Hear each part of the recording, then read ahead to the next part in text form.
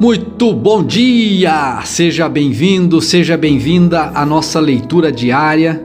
Hoje é dia 27 de maio e nós vamos ler os seguintes textos da Palavra de Deus dentro do nosso plano de leitura de toda a Bíblia ao longo deste ano de 2021. Estamos avançando, graças a Deus! Hoje nós vamos continuar lendo 2 Samuel capítulo 12, versículo 1, até 2 Samuel capítulo 12, versículo 31. Depois nós vamos a João capítulo 16, versículo 1, até João capítulo 16, versículo 33. Depois vamos para o livro dos Salmos, Salmo de número 119, 65, até Salmo 119, 80. Depois iremos a Provérbios capítulo 16, versículo 4, até Provérbios 16, versículo 5. Então, Provérbios 16, 4 e 5. Diz assim a palavra de Deus em 1 Samuel, capítulo 12, versículo 1. Então, o Senhor enviou o profeta Natã a Davi. Lembra que ontem nós estávamos lendo a história de que Davi olhou Batseba e teve relação com ela, e enviou o esposo dela para ser morto lá no exército, na guerra. E agora, depois que o homem morreu, ele toma a mulher do homem como mulher sua definitiva, mas Deus não se agradou. Nós terminamos a leitura de ontem dizendo que Deus não se agradou disso. E agora veja a resposta de Deus para Davi, como Davi, um homem segundo o coração de Deus, mas olha só o que ele vai enfrentar. Então o Senhor enviou o profeta Natã a Davi.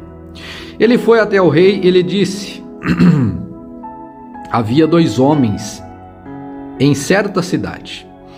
Um era rico e o outro era pobre. O rico era dono de muitas ovelhas e gado. O pobre não tinha nada, exceto uma cordeirinha que ele havia comprado. Ele criou a cordeirinha, ela cresceu com os filhos dele. Comia de seu prato, bebia de seu copo e até dormia em seus braços. Ela era como sua filha. Certo dia, um visitante chegou à casa do rico. Em vez de matar um dos animais de seu próprio rebanho, o rico tomou a cordeirinha do pobre, a matou e a preparou para o seu visitante. Davi ficou furioso com esse homem rico e jurou: tão certo como vive o Senhor, o homem que faz uma coisa dessas merece morrer. Olha só. Deve restituir 4 ovelhas ao pobre por ter roubado a cordeirinha e não ter mostrado compaixão. Então Natã disse a Davi: você é esse homem. Olha que tapa na cara. Assim diz o Senhor, o Deus de Israel. Aqui o caldo engrossa. Eu o ungi rei de Israel e o livrei das mãos de Saul. Dei-lhe a casa e as mulheres de seu senhor e os reinos de Israel e Judá. E, se isso não bastasse, teria-lhe dado muito mais. Por que então você desprezou a palavra do Senhor e fez algo tão horrível? Você assassinou Urias, o hitita, com a espada dos amonitas e roubou a esposa dele. De agora em diante, a espada não se afastará de sua família, pois você me desprezou ao tomar para si a mulher de Urias. Olha só. Assim diz o Senhor: de sua própria família farei surgir seu castigo. Tomarei suas mulheres diante de seus olhos e a darei a outro homem. Ele se deitará com elas à vista de todos. O que você fez em segredo, eu farei acontecer abertamente diante de todo Israel.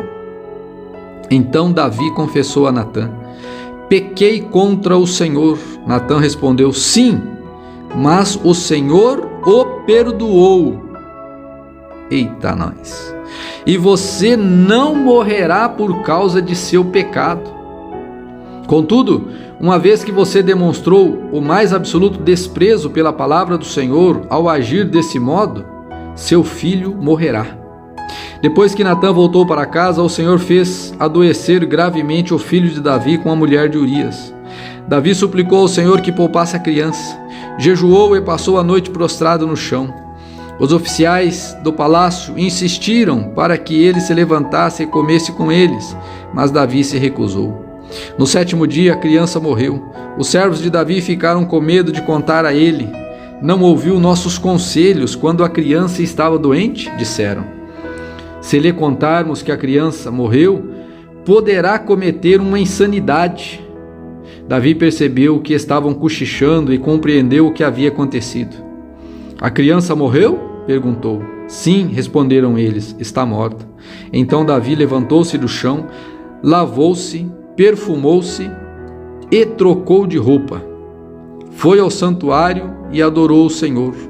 Depois voltou ao palácio, pediu que lhe trouxessem alimento e comeu. Seus servos ficaram perplexos. Não entendemos, disseram. Enquanto a criança estava viva, o Senhor chorou e jejuou. Agora que a criança morreu, o Senhor parou de lamentar e voltou a comer. Davi respondeu: enquanto a criança estava viva, jejuei e orei, pois pensava: quem sabe o Senhor terá compaixão de mim e deixará a criança viver. Mas por que jejuar agora que ela morreu? Poderia eu fazê-la voltar? Um dia irei até ela, mas ela não voltará para mim. Então Davi consolou Batseba, sua mulher, e teve relações com ela. Batseba engravidou-se e deu à luz um filho, a quem Davi chamou Salomão. O Senhor amou a criança e enviou uma mensagem por meio do profeta Natã, dizendo que o menino devia se chamar Gededias, conforme o Senhor havia ordenado. Enquanto isso, Joabe continuou a lutar contra Rabá, a capital de Amon, e tomou a cidade real. Joabe enviou mensageiros a Davi para lhe dizer: lutei contra Rabá e capturei seus reservatórios de água. Traga o restante do exército aqui e conquiste a cidade. De outro modo, eu a tomarei e levarei o crédito pela vitória. Então Davi reuniu o restante do exército e foi a Rabá. Eles atacaram a cidade e a conquistaram. Davi removeu a coroa da cabeça do rei, e ela foi colocada sobre a sua cabeça. A coroa era feita de ouro, enfeitada com pedras preciosas, e pesava cerca de 35 quilos. Meu Deus! Davi tomou grande quantidade de despojos da cidade. Também tornou os habitantes de Rabá seus escravos, e os obrigou a trabalhar com serras, picaretas e machados de ferro, e também nos fornos de tijolos. Foi assim que Davi tratou o povo de todas as cidades amonitas. Então ele e todo o exército voltaram para Jerusalém. Pois é, gente. Agora vamos a João capítulo 16, versículo 1, que diz assim: eu lhes digo essas coisas para que não desanimem na fé, pois vocês serão expulsos das sinagogas, e virá o tempo em que aqueles que o matarem pensarão que estão prestando um serviço sagrado a Deus. Farão isso porque nunca conheceram nem o Pai e nem a mim. Sim, eu lhes digo estas coisas agora, para que quando elas acontecerem, vocês se lembrem de que eu os avisei. Eu não lhes disse antes porque ainda estaria com vocês mais um pouco. Agora, porém, vou para aquele que me enviou, e nenhum de vocês me pergunta para onde vou. Em vez disso, entristecem-se por causa do que eu lhes disse. Mas, na verdade, é melhor para vocês que eu vá, pois se eu não for, o encorajador não virá. Se eu for, eu o enviarei a vocês. Quando ele vier, convencerá o mundo do pecado, da justiça e do juízo. Do pecado, porque o mundo se recusou a crer em mim. Da justiça, porque eu voltarei para o Pai, e não me verão mais.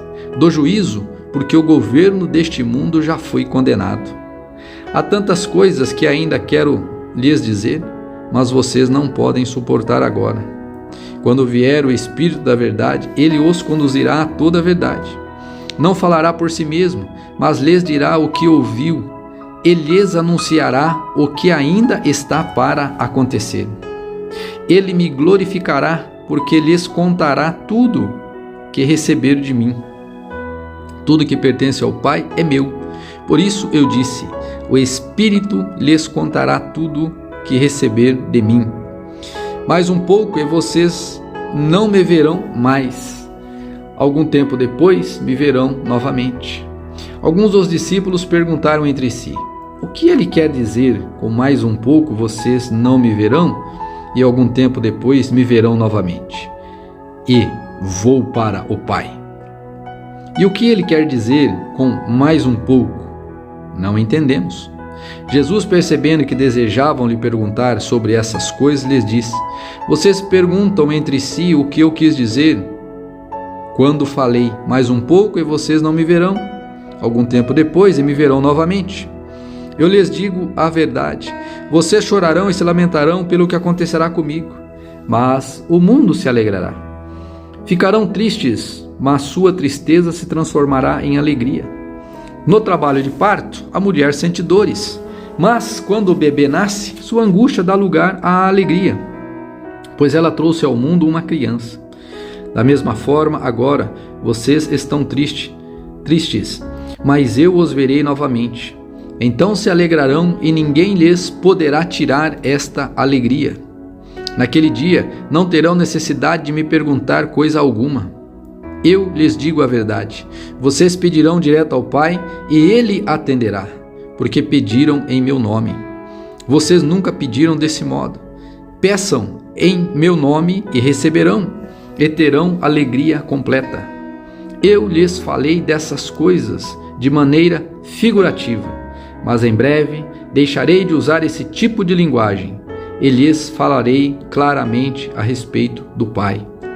Então vocês pedirão em meu nome. Não digo que pedirei ao Pai em seu favor, pois o próprio Pai os ama, porque vocês me amam e creem que eu vim do Pai. Sim, eu vim do Pai e entrei no mundo, e agora deixo o mundo e volto para o Pai. Então os discípulos disseram: enfim, o Senhor fala claramente e não de maneira figurativa. Agora entendemos que o Senhor sabe todas as coisas e não há necessidade de lhe fazer perguntas. Por isso cremos que o Senhor veio de Deus. Jesus disse: enfim, vocês creem? Mas se aproxima o tempo, e de fato já chegou, em que vocês serão espalhados. Cada um seguirá seu caminho e me deixará sozinho. Mas não ficarei sozinho, porque o Pai está comigo. Eu lhes falei tudo isso para que tenham paz em mim. Aqui no mundo vocês terão aflições, mas tende ânimo, mas animem-se, pois eu venci o mundo. Aleluia, hein? Salmo de número 119, versículo 65, diz assim: muitas coisas boas me tem feito, Senhor, como prometeste. Ensina-me bom senso e dá-me conhecimento, pois creio em teus mandamentos. Antes de me disciplinares, eu vivia desviado. Agora, porém, sigo tua palavra de perto. Tu és bom e fazes somente o bem. Ensina-me teus decretos. Os arrogantes mentem a meu respeito, mas eu obedeço às tuas ordens de todo o coração. O coração deles é tolo e insensível, mas eu tenho prazer em tua lei.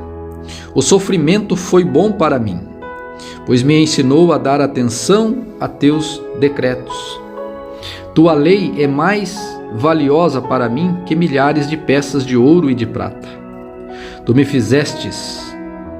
me formastes, dá-me entendimento para aprender teus mandamentos, Senhor. Que eu seja motivo de alegria para os que te temem, pois em tua palavra depositarei minha esperança.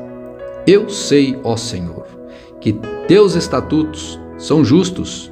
Tu me disciplinastes por tua fidelidade. Agora que teu amor me console, como prometestes a este teu servo. Cerca-me de tua compaixão para que eu viva, pois tenho prazer em tua lei. Sejam envergonhados os arrogantes que mentiram a meu respeito. Eu, porém, meditarei em tuas ordens. Unam-se a mim todos os que te temem, os que conhecem teus preceitos. que eu seja inculpável na obediência a teus decretos, então jamais serei envergonhado. Provérbios capítulo 16, versículos 4 e 5 dizem assim: O Senhor fez tudo com propósito, até mesmo o perverso para o dia da calamidade. Os orgulhosos são detestáveis para o Senhor, certamente serão castigados. Esta é a palavra do Senhor, e que ela possa ter falado ao seu coração. E eu peço, em nome de Jesus, que você consiga, neste momento, absorver um ensino, um aprendizado e colocar em prática na sua vida. Deixa eu orar por você. Deus, obrigado, Senhor, pela oportunidade de ler a Tua palavra.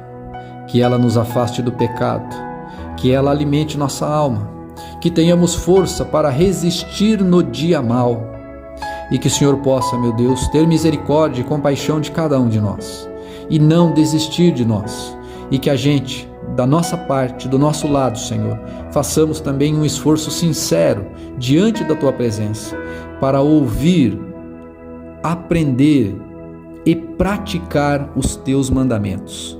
Eu te peço isso, meu Senhor, em nome de Jesus, para que os Teus filhos e as Tuas filhas possam experimentar quão bom, quão agradável é, Senhor, quando conhecemos o Teu favor e quando aplicamos em nossas vidas os Teus mandamentos. Que assim seja todos os dias, em nome de Jesus. Amém. Amém.